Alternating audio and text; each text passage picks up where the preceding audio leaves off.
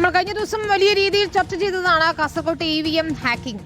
ഈ തട്ടിപ്പ് നടന്നു എന്ന ആരോപണത്തിൽ കോൺഗ്രസിൽ രണ്ട് അഭിപ്രായമാണ്. പരാതി തള്ളിയ ആഭ്യന്തരമന്ത്രി രമേശ് ചെന്നിത്തലയെ അതേ വേദിയിൽ രാജ്മോഹൻ ഉണ്ണിത്താൻ MP തിരുത്തി. ജനാധിപത്യത്തെ തകർക്കാനുള്ള ശ്രമം നടന്നെങ്കിൽ നടപടി വേണമെന്ന് ചെന്നിത്തലയോട് ഉണ്ണിത്താൻ ആവശ്യപ്പെട്ടു. കാഫിർ സ്ക്രീൻഷോട്ട് പോലെ വ്യാജ ആരോപണമെങ്കിൽ അതും അന്വേഷിക്കണമെന്നും രാജ്മോഹൻ ഉണ്ണിത്താൻ പറഞ്ഞു.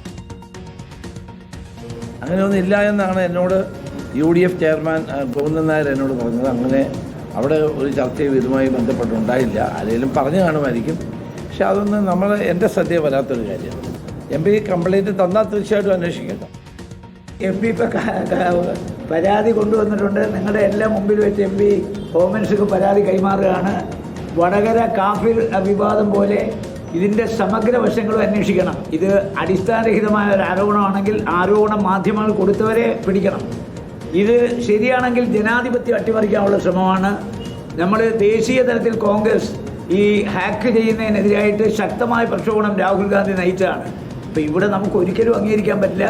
അതുകൊണ്ട് ഗൗരവമായി ഈ വിഷയം അന്വേഷിക്കണമെന്ന് ഞാൻ ഹോം മിനിസ്റ്റർക്ക് പരാതി കൊടുത്തു. അർജുൻ കല്യാടാണ് ചേരുന്നത്. അർജുൻ, രാജ്മോഹൻ ഉണ്ണിത്താൻ MPയുടെ പക്ഷം നെല്ലായാലും പതിരായാലും അത് തിരിയട്ടെ എന്നതാണ്. പക്ഷേ അങ്ങനെ ഒരു പരാതി ഇല്ല എന്നൊരു നിലപാട് ആഭ്യന്തരമന്ത്രി സ്വീകരിക്കുകയും ചെയ്യുന്നു. ഏതായാലും MP വേദിയിൽ വെച്ച് തന്നെ പരാതി കൊടുത്തിരിക്കുന്നു. തുടർ നടപടികൾ അനിവാര്യമാണല്ലേ?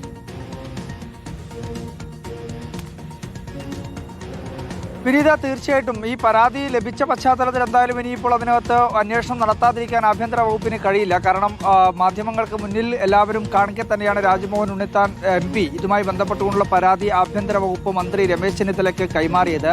പ്രധാനമായും ഉദുമ, കാസർഗോഡ്, മഞ്ചേശ്വരം തുടങ്ങിയിട്ടുള്ള മണ്ഡലങ്ങളെ സംബന്ധിച്ച് അല്ലെങ്കിൽ അതിനെ ചുറ്റിപ്പറ്റിയാണ് ഈ വിവാദം ഉടലെടുക്കുന്നത്.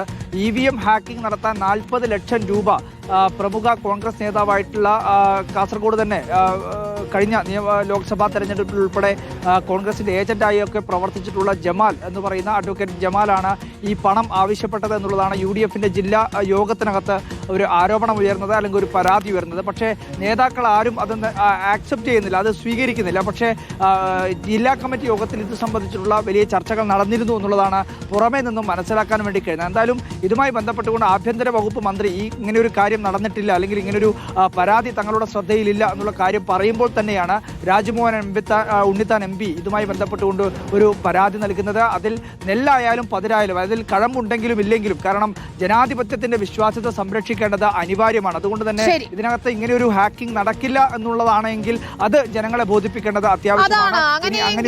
അത്തരമൊരു ആരോപണം എവിടെ നിന്ന് വന്നു എന്നത് കൂടി അറിയണം.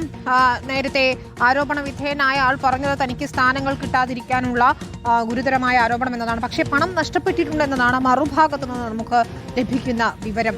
അന്വേഷിച്ച് അതിന് ഒരു പ്രശ്നമുണ്ട് എങ്കിൽ അത് നടപടിയായി കൈക്കൊള്ളേണ്ടതാണ്. ഏതായാലും അന്വേഷണം അനിവാര്യമാണ് എന്നതിൽ തർക്കമില്ല. അർജുൻ കല്യാട് വിശദാംശങ്ങൾ നൽകുകയായിരുന്നു.